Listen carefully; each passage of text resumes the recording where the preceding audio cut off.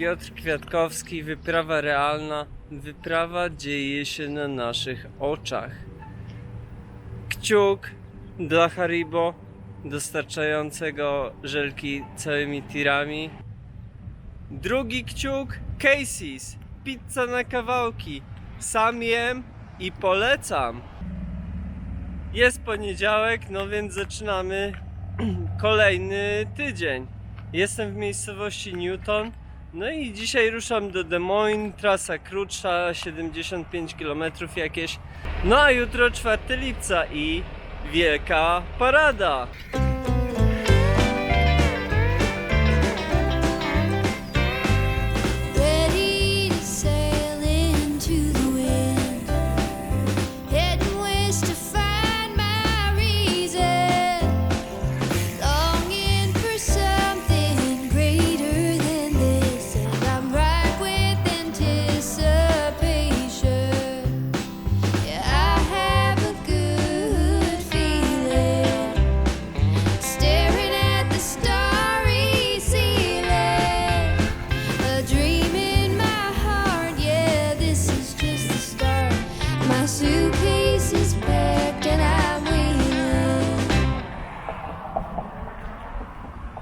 Wjeżdżając do Des Moines, trafiłem na taką miejscówkę zupełnie tak randomowo przy drodze. No i stwierdziłem, że to jest takie złoto, że muszę się zatrzymać. Wziąłem sobie loda o smaku blackberry, no i zobaczymy, jak on smakuje.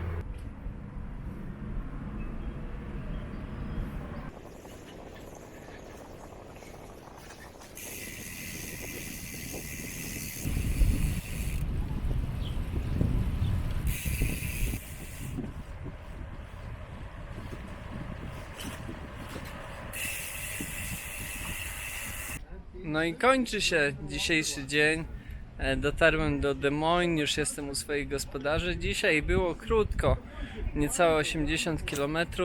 No a jutro ruszam do Ames i stamtąd jeszcze nie wiem gdzie, bo nie mam noclegu na jutro, więc chyba będzie spanie w namiocie. No ale nawet powiem wam szczerze, że się cieszę, bo już dawno w tym namiocie nie spałem. No a wiadomo, taka odmiana na wyprawie zawsze jest miła.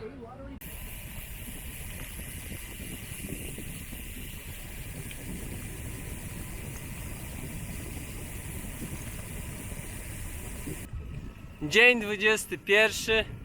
Wyruszyłem już z Des Moines. Dzisiaj dość wcześnie, bo jakoś 6:15, 6:20. No ale na 10 muszę dotrzeć do Ames, gdzie odbywa się parada z okazji Dnia Niepodległości.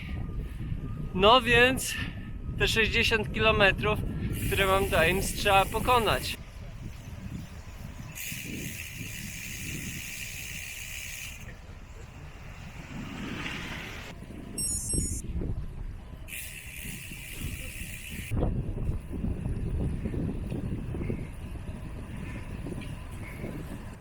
Jak widzieliście, przygotowania do parad trwają wszędzie, a parady to w zasadzie jest domena bardziej takich mniejszych miejscowości. No bo generalnie dla nich to jest taka super okazja, żeby docenić na przykład strażaków czy policjantów, generalnie ludzi pracujących w służbie publicznej dla lokalnej małej społeczności.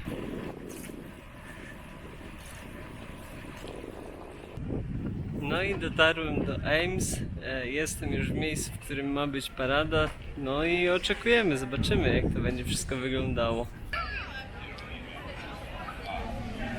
Oh, yeah, stay there.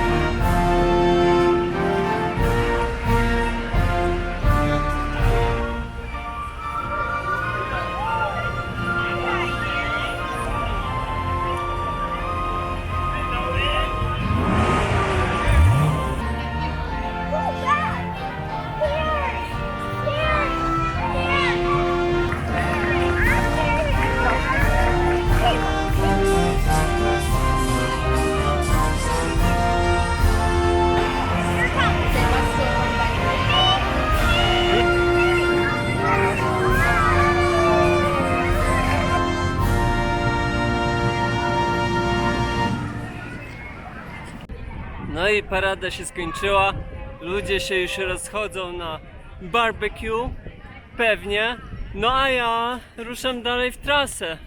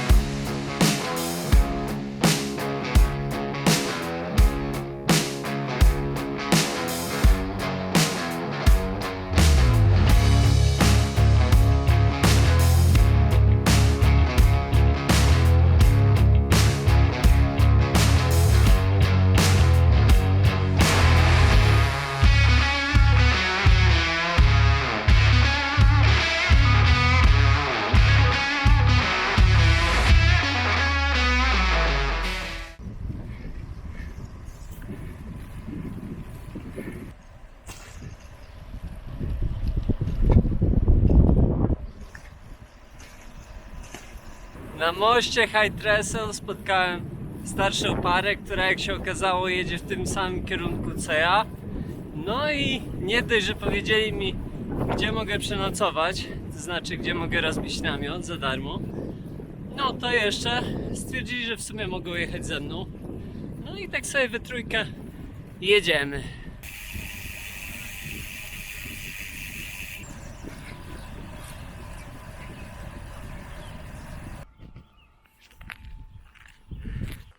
Iowa to jest po prostu inny poziom traila i obsługi. Tutaj stacje kolejowe zostały po prostu przerobione na trochę muzeum, trochę punkt obsługi rowerzystów. Zaraz wam pokażę, jak to wygląda w środku, bo naprawdę jest to arcyciekawe.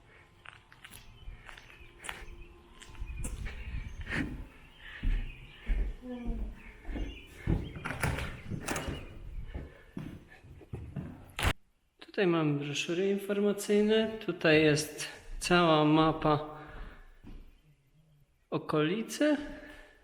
No i mamy dwie toalety otwarte, jest woda, jest toaleta, wszystko co potrzeba rowerzyście. No a tutaj są nawet takie elementy muzealne. Są stare zdjęcia, jakieś elementy. Więc dla fanów kolejnictwa, no to trochę tragedia, że dworzec został przerobiony na punkt obsługi rowerzystów, ale z drugiej strony, skoro nie ma pociągów, a służy to komu innemu, to trzeba się tylko i wyłącznie cieszyć.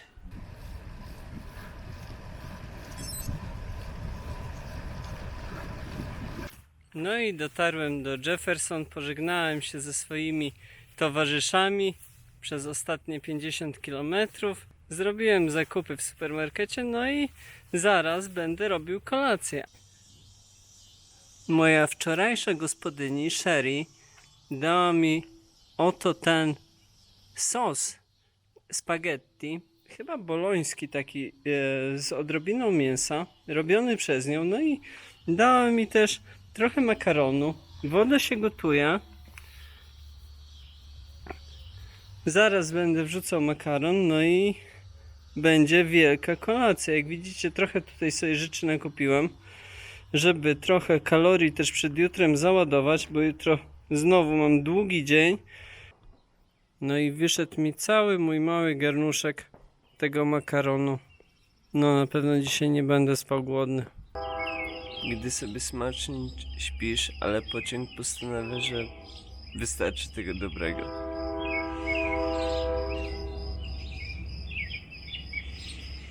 Godzina 5:15. Już przejeżdżał jeden pociąg o 4:00.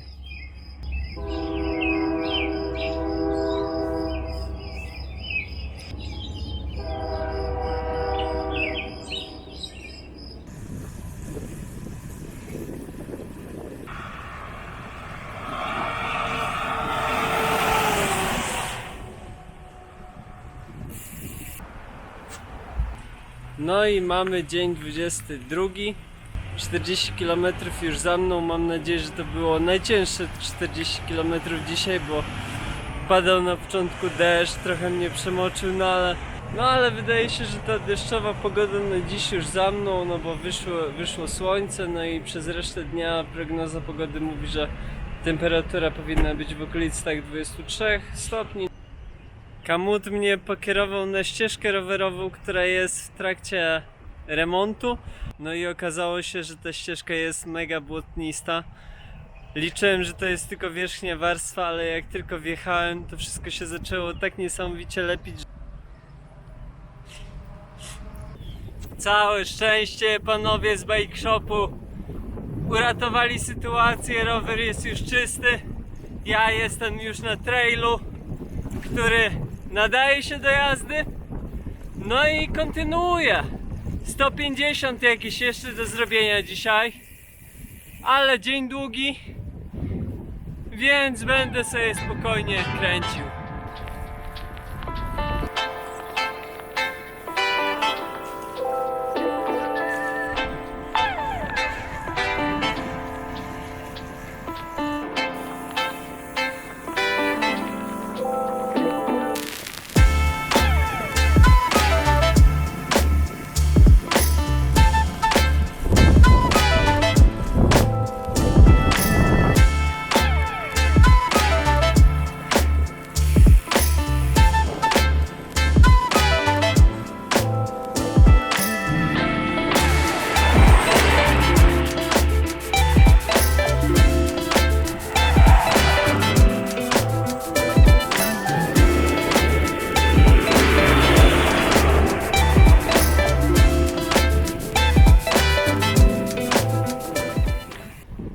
Od 15 km jadę tą drogą, która nazywa się, w nazwie ma highway.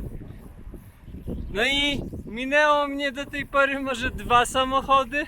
Ta zachodnia część Iowa, no już jest rzeczywiście pustawa.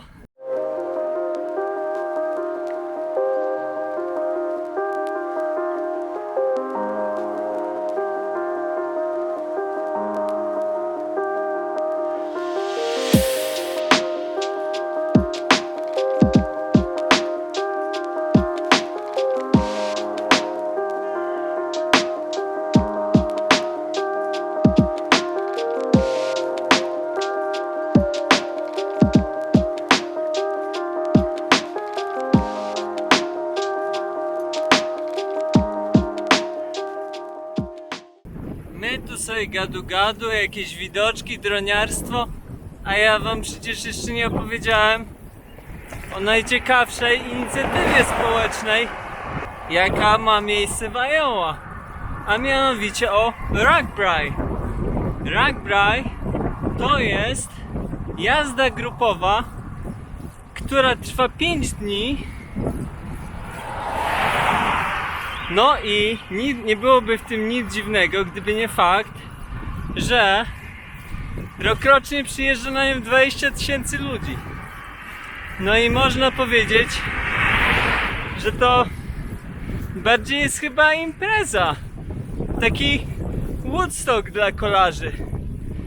Bo większość ludzi, która tam jest, no to jedzie na procentach i na rowerach. Ogólnie klimat jest bardzo festiwalowy. No a jeszcze w kwestii Ragbrai, no to w tym roku jest 50. edycja. Chcą ustanowić rekord świata, jeśli chodzi o liczbę osób biorących udział w jeździe grupowej. No także jeśli pod koniec lipca nie macie planów, no to Iowa serdecznie zapraszam.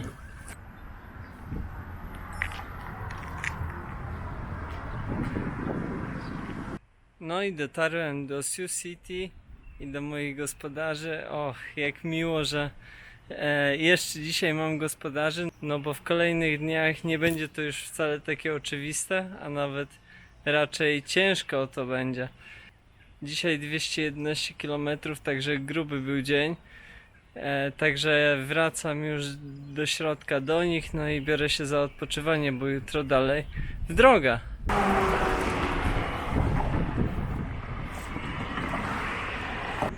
Dzień 23, sprawy w Sioux City załatwione. Wjeżdżam do Nebraski. Mój wczorajszy host mówił mi, że wyjazd z Iowa do Nebraski jest taki sobie.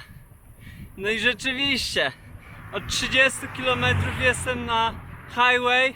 Na szczęście cały czas jest pobocze, więc sobie jadę tym poboczem. No ale ilość ciężarówek jest duża, więc przyjemność z jazdy taka sobie.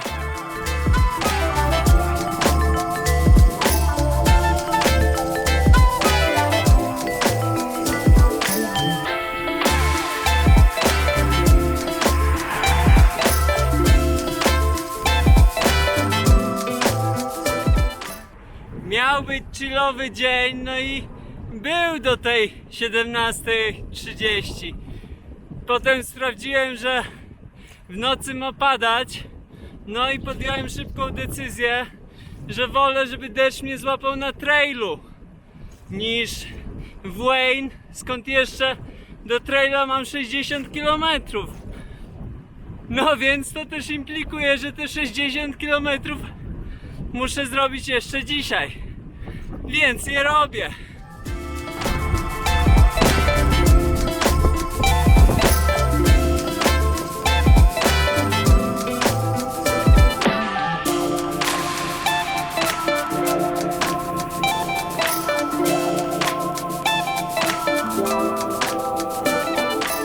Godzina 21:30, udało mi się w końcu dojechać na Cowboy Trail.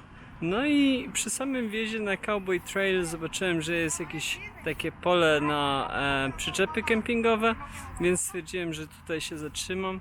Jest tutaj taki daszek, pod którym postawię namiot, bo ma w nocy padać. Jest też jakiś prysznic, zobaczymy, czy uda mi się z niego skorzystać, czy nie, ale wygląda to całkiem obiecująco. Pokażę wam, co kupiłem sobie w sklepie na kolację. Mleko czekoladowe. Do tego będą bułki z dżemem aprykotowym i tym oto chyba peanut butter, coś tam cream. Danie drugie, sardynki z bułką. Banany to na jutro. No i jeszcze jakieś przekąski. Tutaj jakieś takie ni to Doritosy, ni to pretzle. I sobie jeszcze kupiłem tutaj jogurcik i pineapple chunks. No to chyba już będzie na śniadanie. No i to mnie kosztowało, no plus sok, $20. No także widzicie, że tanio to nie jest.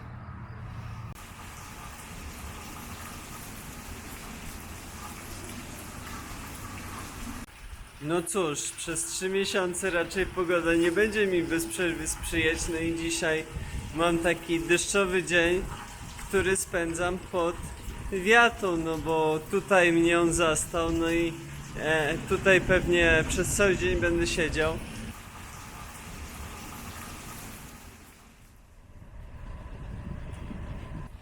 No i opuszczam Norfolk. Godzina 16, więc dość późno.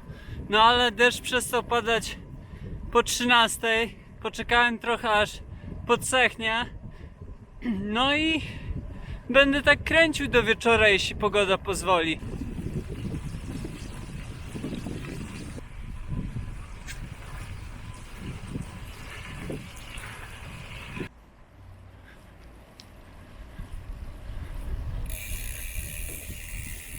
Dojechałem właśnie do swojej miejscowości docelowej dzisiaj, Nelik, czy coś takiego. Dzisiaj dzień był dość krótki, no bo ruszyłem dopiero po 16. Ze względu na to, że padał deszcz, udało się kawałek przejechać. Wjechałem też na Cowboy Trail, no i powiem wam, że się bardzo rozczarowałem, bo się okazało, że jest bardzo miękki. Shooter się nie trzyma nie jest zbyt związany, no i przez to jedzie się bardzo powoli. No ale cóż, zobaczymy jak będzie dalej.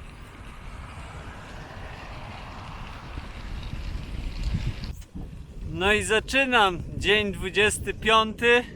Śniadanie w Casey's zjedzone, breakfast, pizza i kawa. No i ruszam Cowboy Trailem dalej w kierunku Valentine, gdzie pewnie dojadę jutro.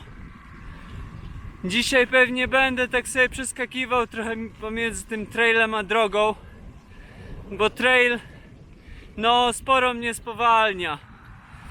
Na trailu tak średnio 17-16 jestem w stanie utrzymać.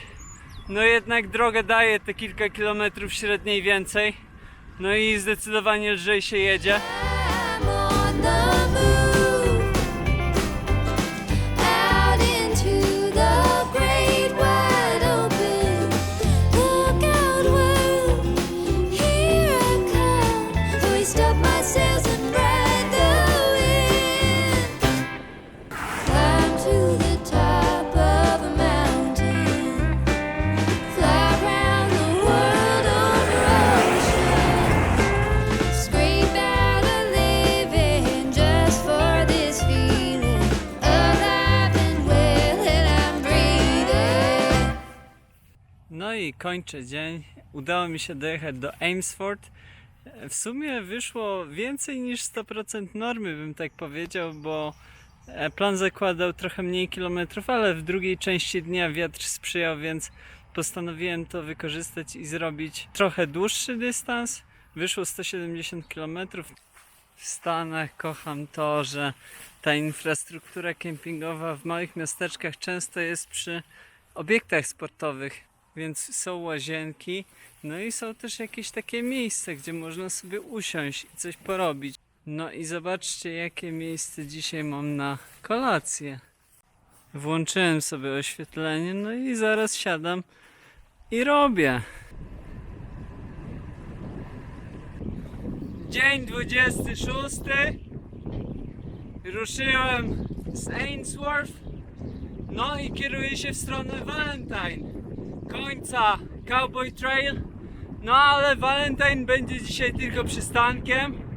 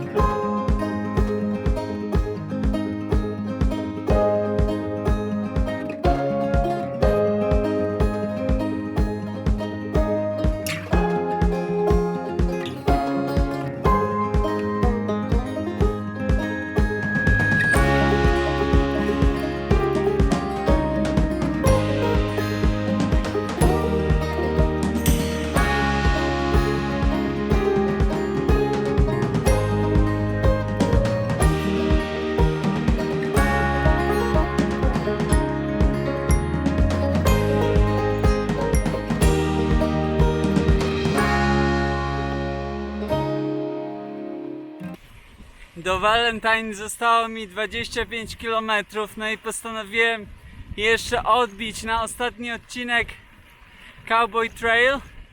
No i dzisiaj nie jedzie już się tak źle, bo trail dosyć podsechł.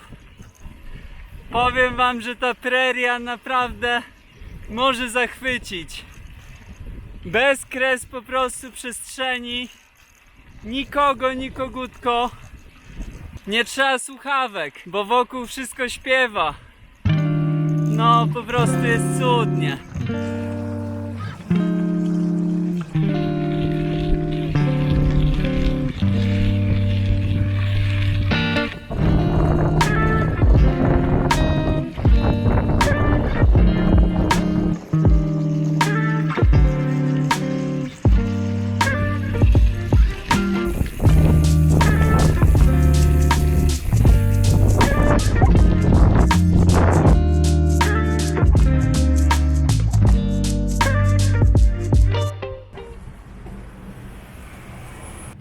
No i dojechałem do Valentine, czyli końca Cowboy Trail.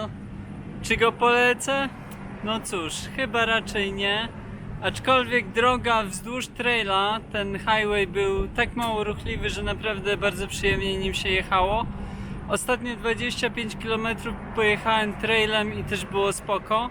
Także wydaje mi się, że jak jest sucho, to ten trail w miarę nadaje się do jazdy.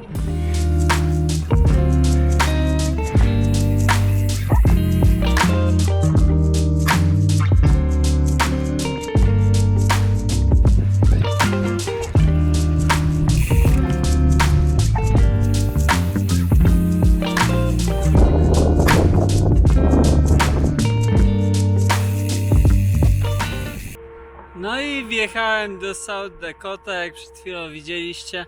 No i powiem szczerze, że nie spodziewałem się, że zobaczę jeszcze bardziej otwarte przestrzenie niż w Nebrasce, no bo co tutaj się dzieje chwilami, to jest masakra, jak się wyjedzie na jakiś wzgórek. No ale nie od parady mówili mi, że największe niebo jest w Dakocie Południowej, więc chyba się potwierdza.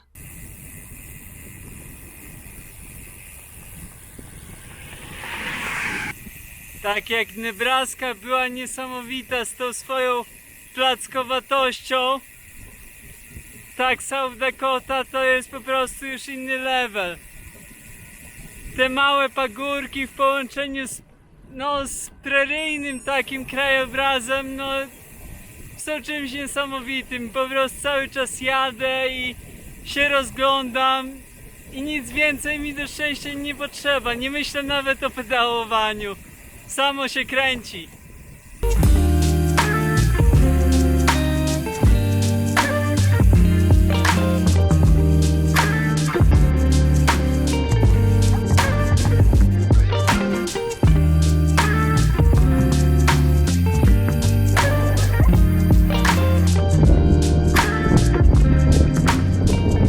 No i dotarłem do celu. Jestem w miejscowości White River, 165 km.